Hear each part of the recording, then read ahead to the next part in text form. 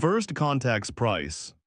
Lieutenant Commander Raven Torres stood at the tactical station of the EDF Sentinel, her dark eyes fixed on the holographic display showing multiple unknown vessels entering the solar system. The ships moved with an unnatural precision, their formation suggesting military training far beyond anything humanity had encountered in their limited space exploration. Contact bearing 035 multiple signatures, announced Technical Officer James Rodriguez, his fingers dancing across the haptic interface. They're not responding to standard greeting protocols. Raven had trained for this moment her entire career, but nothing could truly prepare anyone for humanity's first contact with an alien civilization, especially when that contact appeared hostile. The unknown vessels accelerated, their energy signatures spiking in patterns that matched weapons charging. Before Raven could issue orders, a transmission cut through their communications. Primitive species of Sol 3, a harsh voice crackled through the speakers. I am High Commander Xylac of the Kravaxian Empire. Your world has been chosen for integration into our dominion. Resist, and we will demonstrate the futility of defiance. Raven's jaw tightened. 6 months ago, Earth's Defense Council had detected unusual quantum disturbances at the edge of the solar system. They had accelerated their preparations, knowing something was coming. Now she understood what. This is Lieutenant Commander Raven Torres of the Earth Defense Force, she responded, her voice steady. Your presence in our system is unauthorized. We request your immediate withdrawal. Laughter echoed through the channel, a sound that somehow managed to be both familiar and alien. You mistake our communication for a negotiation primitive. We have conquered 1,000 worlds. Your technology is centuries behind ours. Surrender now and we will ensure your species survives as servants. Raven exchanged glances with her bridge crew. Each face showed the same determination she felt. Humanity had prepared for this moment, hidden their true capabilities, knowing that somewhere out there threats existed. All stations combat Protocol Omega, Raven ordered. Activate quantum shields. The Kravaxian ships launched their first assault energy weapons that could have leveled cities. But they passed harmlessly through the Sentinel's defensive field, their energy dispersed across multiple quantum states. Impossible, Xylac's voice had lost its arrogance. Your vessels showed no signs of such technology. Commander Rodriguez called out, they're adjusting their weapon frequencies, attempting to compensate. Raven allowed herself a small smile. You assumed we would broadcast our capabilities, High Commander. Humanity learned long ago the advantage of being underestimated. The Sentinel's hull seemed to ripple, nano-fabricated metamaterials shifting to absorb and redirect enemy fire. Each hit strengthened their shields, a technology Earth had developed in secret, knowing this day would come. All Earth defense vessels execute Formation Delta 7, Raven commanded. The human fleet moved with practiced precision, their movements creating interference patterns in spacetime itself. The Kravaxian ships suddenly found their targeting systems confused, unable to lock onto vessels that appeared to exist in multiple positions simultaneously. This is your final warning, High Commander, Raven transmitted. Earth is not prey, we are not primitive. We have spent centuries preparing for threats like you. The Kravaxian response came in the form of a massive energy surge as their flagship prepared to fire its main weapon. But Raven had anticipated this. Execute Override Protocol Phoenix, she ordered. Quantum-entangled particles, secretly embedded in asteroid belt mining operations that the Kravaxians had dismissed as primitive resource gathering, activated simultaneously. A web of energy engulfed the invasion fleet, disrupting their drive systems. How, Xylac demanded, your species barely has space flight capability. We learned to hide our strength, Raven replied. Every mining operation you observed was a weapons platform in disguise. Every primitive satellite carried quantum processors. We knew someone would come, thinking us weak. We made sure they would be wrong. The Sentinel's weapons powered up not crude energy weapons, but targeted quantum displacement beams that could remove sections of enemy ships from normal spacetime. The technology had been developed in secret underground facilities, tested in dimensions parallel to our own. Your empire has never faced defeat because you only prey on the truly primitive, Raven continued. Humanity is different. We evolved expecting threats. We built our civilization preparing for war while praying for peace. The first shot from the Sentinel demonstrated the truth of her words. A precise beam struck the Kravaxian flagship, causing sections of its hull to simply cease existing in normal space. The enemy vessel listed, its crew encountering a type of warfare they had never imagined possible. "This is the price of underestimating humanity, High Commander," Raven declared. "You came expecting to find prey. Instead, you found equals who have spent generations preparing for this exact moment. The choice is yours: retreat and spread word that Earth is not to be trifled with, or continue this battle and learn firsthand why humanity's greatest strength is the ability to surpass all expectations." Around her, the Earth Defense Fleet held position, their weapons charged, their true capabilities finally revealed. They had hidden their strength, knowing that the element of surprise would be crucial in humanity's first interstellar war. Now, as the Kravaxian fleet faced the consequences of their arrogance, the galaxy was about to learn that humanity's apparent primitive nature had been the greatest deception of all. The hidden arsenal. Strategic Commander Diana Blackwood stood in Earth's Quantum Command Center, deep beneath the Pacific Ocean. Holographic displays showed the ongoing battle in orbit, where Lieutenant Commander Torres had just revealed humanity's first layer of defenses. But Diana knew this was just the beginning. "Status report on the Kravaxian fleet," she commanded, her silver-streaked black hair reflecting the blue glow of quantum processors that lined the facility's walls. "They're regrouping, Commander," reported Captain Kai Nakamura, his hands moving through the holographic interface. "Their initial shock is wearing off. Long-range sensors detect reinforcements entering the Kuiper belt." Diana nodded, having expected this.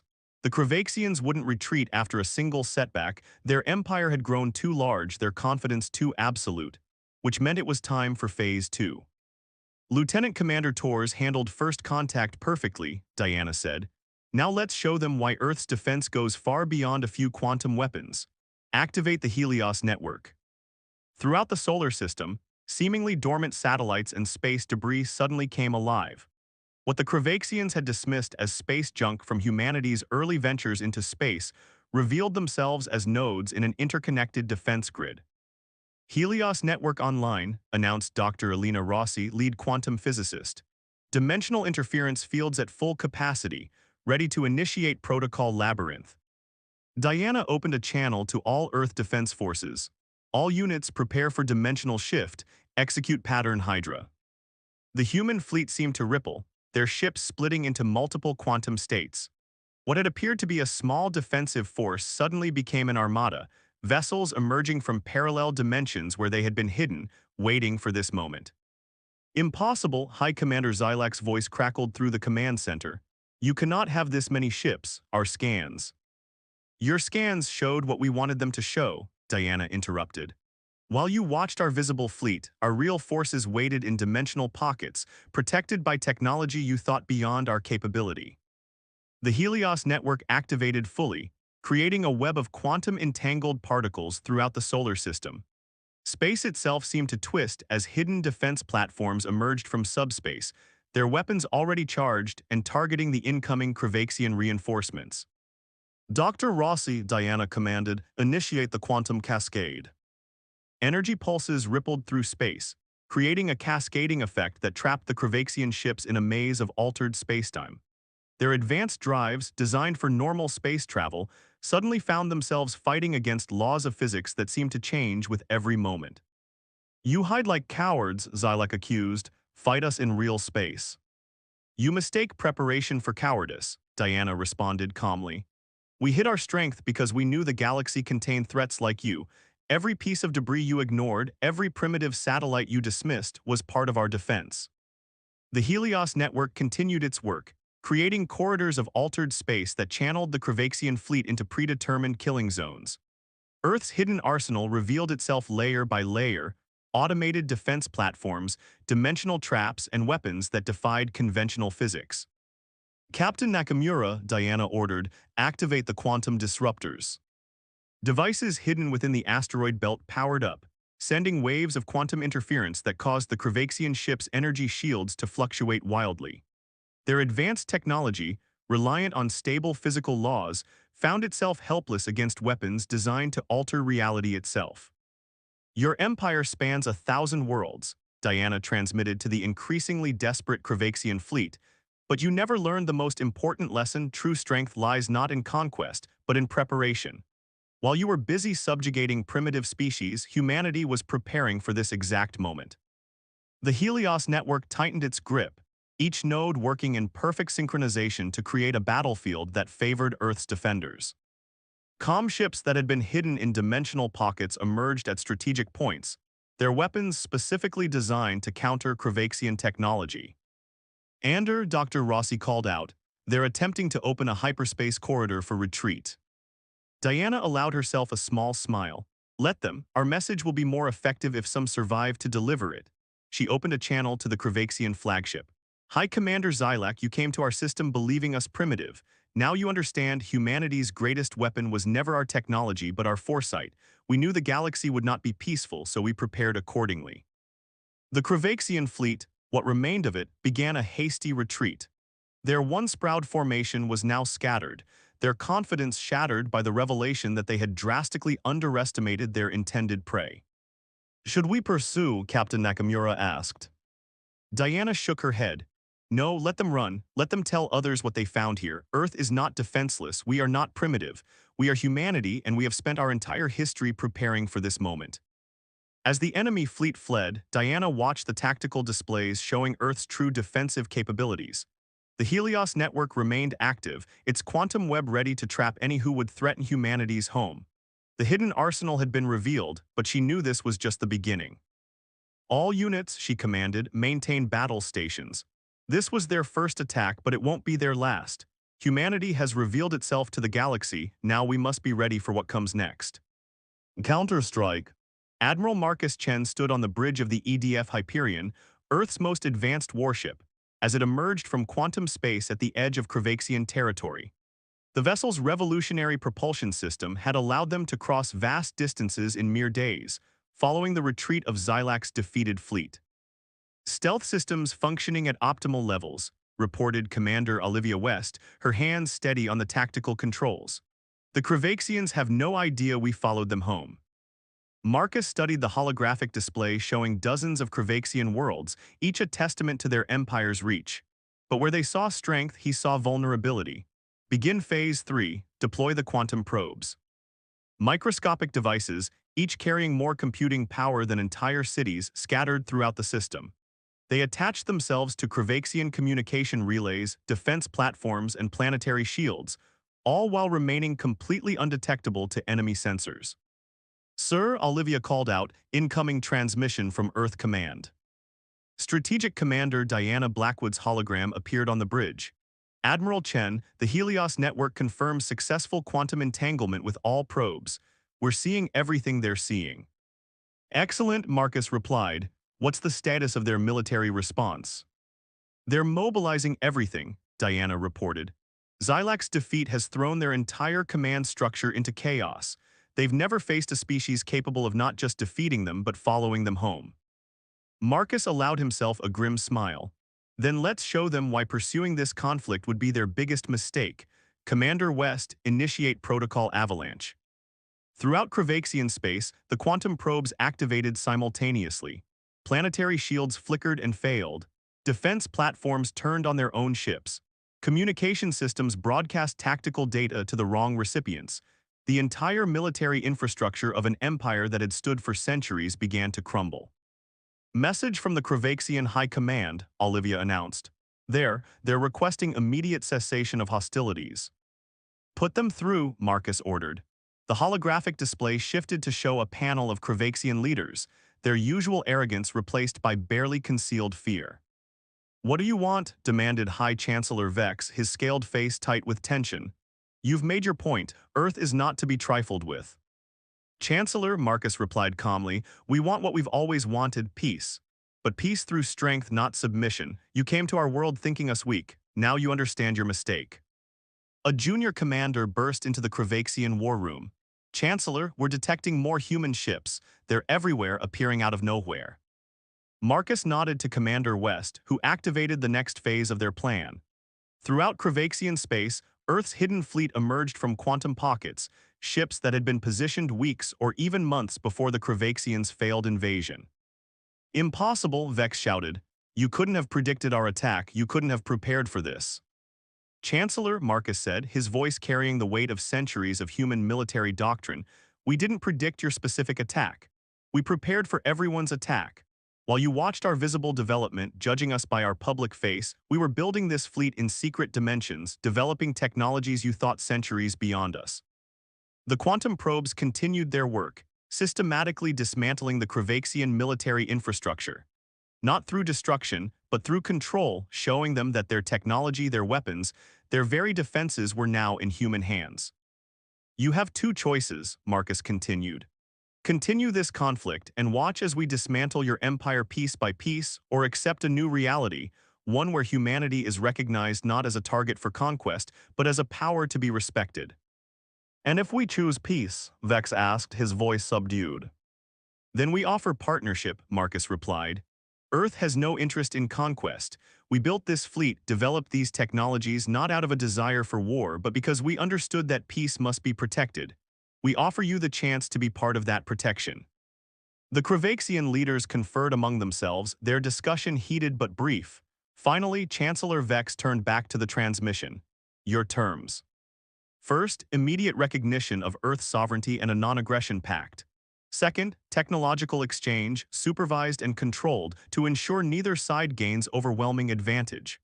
Third, joint defense initiatives against genuine threats to galactic stability. You would trust us? Vex asked, genuinely surprised. Trust but verify, Marcus responded. The quantum probes aren't just weapons, they're guarantees. They'll remain in place, invisible but vigilant, ensuring all parties honor their commitments. As the negotiations continued, Marcus reflected on humanity's journey to this moment. They had hidden their true strength, developed technologies in secret, all while presenting a facade of minimal advancement to the galaxy. Not out of fear, but out of strategy, knowing that someday someone would test them and they would need every advantage. Commander West, he ordered, begin power down of offensive systems but maintain quantum surveillance. The real work begins now, turning an enemy into an ally. The Hyperion's crew watched as the Kravaxian fleet stood down, their weapons powering off, their ships assuming peaceful formations. Humanity had won not just through superior technology or strategy, but through the willingness to show strength and mercy in equal measure. Send word to Earth, Marcus commanded. Phase 3 complete. Operation Hidden Shield was a success. The galaxy now knows humanity will defend itself, but we'd rather build bridges than walls. The Great Deception.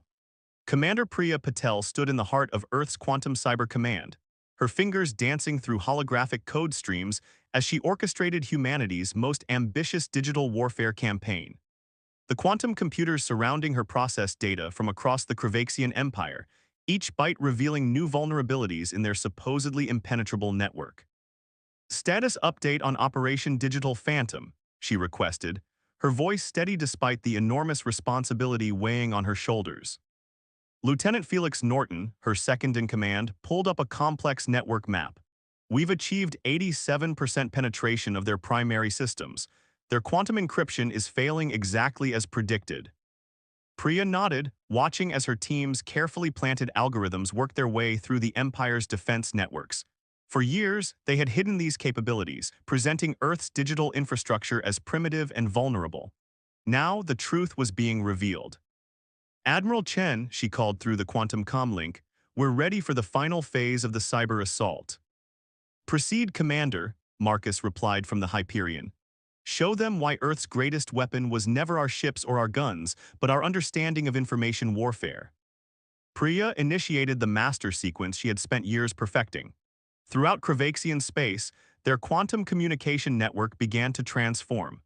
What had seemed like random glitches and system failures suddenly revealed themselves as carefully orchestrated points of control. Sir, Felix announced, we're detecting massive data streams from their military command centers. They're trying to purge us from their systems. Priya allowed herself a small smile. Let them try. Every defense protocol they activate was written by us months ago. They're not fighting our invasion, they're executing our code. On the main display, the true extent of Earth's digital infiltration became clear. Years before the Kravaxians had even discovered Earth, human quantum AIs had been seeded throughout their networks, hiding in plain sight, learning, adapting, waiting for this moment. Commander, a voice crackled through the quantum link, High Commander Xylak, his tone now lacking its former arrogance. "What have you done to our systems?" "We didn't do anything to your systems, Commander," Priya responded. "We built them. Every upgrade you implemented in the past 5 years, every security protocol you thought made you safer, they were all designed by us, distributed through seemingly independent sources across the galaxy." The display showed Kravaxian ships losing power, their weapons systems locking up, their navigation computers running in circles. Not through brute force attacks, but through elegant code that had been lying dormant in their systems all along. "Impossible," Xylac protested. "Our technology is centuries ahead of yours." "No, Commander, you just thought it was." Priya's fingers danced through another series of commands.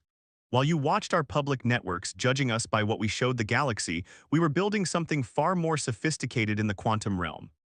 Throughout Kravaxian space, their military infrastructure began to demonstrate its true loyalty. Defense platforms turned to protect Earth ships. Communication relays broadcast human messages. The entire digital backbone of their empire revealed itself as a carefully constructed facade. "Felix," Priya ordered, "initiate protocol mirror."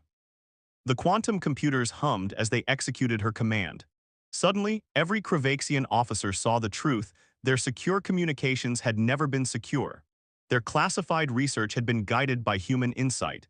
Their military advances had been carefully orchestrated to prepare them for this moment. "You see, Commander Xylac," Priya explained, "we understood something you didn't. In the digital age, true power isn't about the size of your fleet or the strength of your weapons. It's about controlling the information that makes those things work."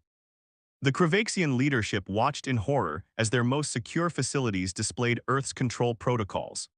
Years of perceived technological advancement had been a carefully crafted illusion, leading them down a path that Earth had designed. "Chancellor Vex," Priya addressed the Kravaxian leader directly, "your empire's strength was impressive, but it was built on a foundation we constructed. Every time you thought you were advancing beyond Earth's capabilities, you were actually following our lead." "Why reveal this now?" Vex demanded. "Why not simply use this control to destroy us?" "Because destruction was never our goal," Priya replied. "We want partners, not servants. We revealed this now to show you that conflict with Earth is futile, but cooperation could benefit both our species." The quantum displays showed the full extent of Earth's digital dominance, not just military systems, but civilian infrastructure, research facilities, even their supposedly secure government networks. All of it had been designed or subtly modified to serve Earth's interests if needed. "Commander Patel," Admiral Chen's voice came through the quantum link, "the Kravaxian leadership is requesting an immediate conference to discuss terms. Your demonstration appears to have been quite convincing." Priya looked at her team, each member representing years of dedicated work, countless hours spent building this invisible network of control. "Remember this moment," she told them.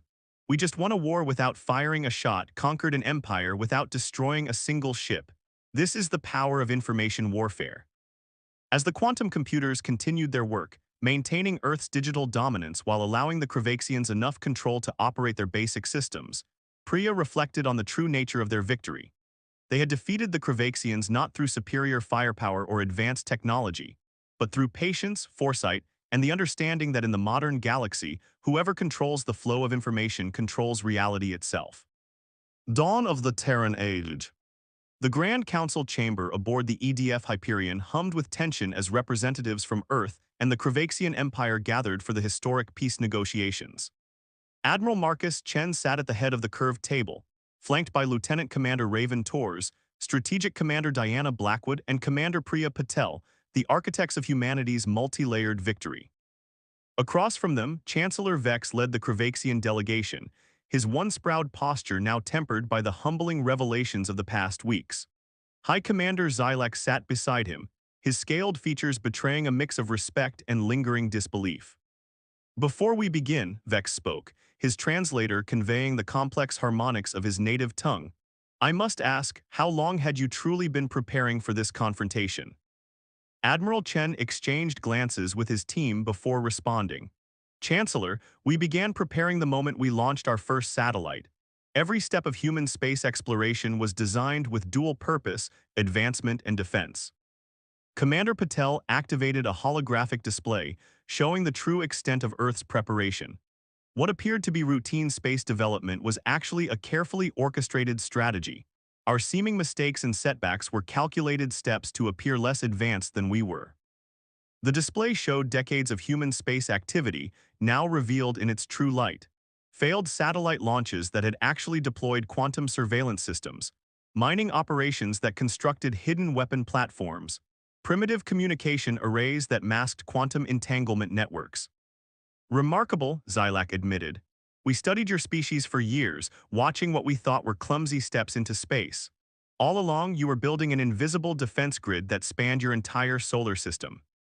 And beyond, Diana Blackwood added, the Helios network extends far past our solar system. We knew that true security meant being able to detect threats long before they reached our borders.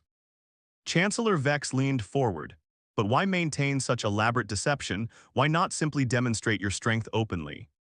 Raven Tors answered this time. Because we understood something fundamental about power, the strongest position is one where your opponents underestimate you until it's too late. We didn't just prepare our defenses, we prepared the battlefield itself. The holographic display shifted, showing the full scope of Earth's strategic preparation. Hidden fleets in quantum pockets, cyber warfare systems embedded in seemingly primitive technology, defense platforms disguised as space debris, a complete military infrastructure invisible to conventional detection. What you're proposing now, Vex said. This alliance, how can we trust it's genuine when your entire strategy was built on deception? Admiral Chen stood, his presence commanding attention.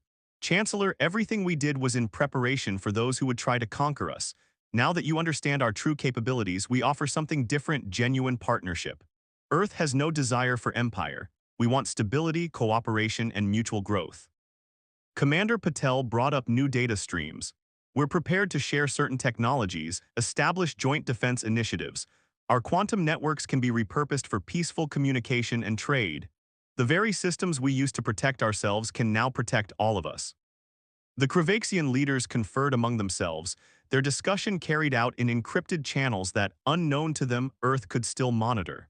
Finally, Chancellor Vex turned back to the human delegation. Your species has demonstrated not just technological superiority but strategic brilliance, he acknowledged.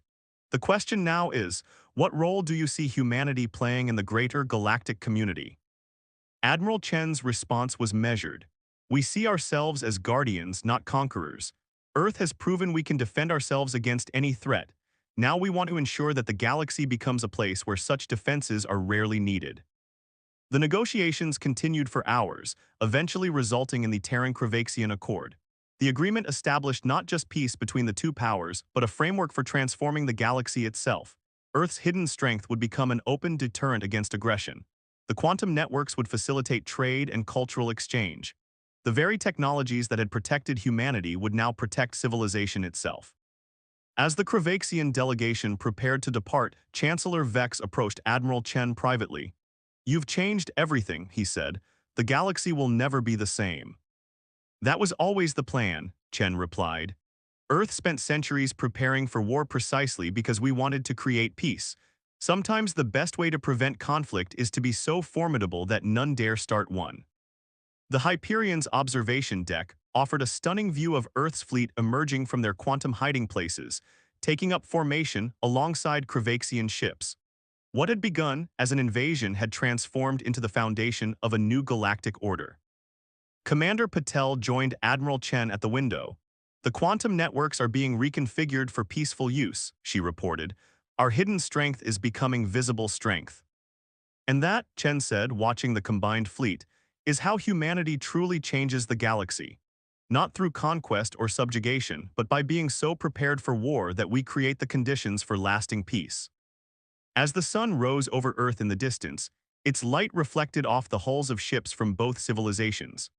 The dawn of the Terran Age had arrived, not through the victory of weapons, but through the triumph of preparation, innovation, and the wisdom to turn potential enemies into steadfast allies.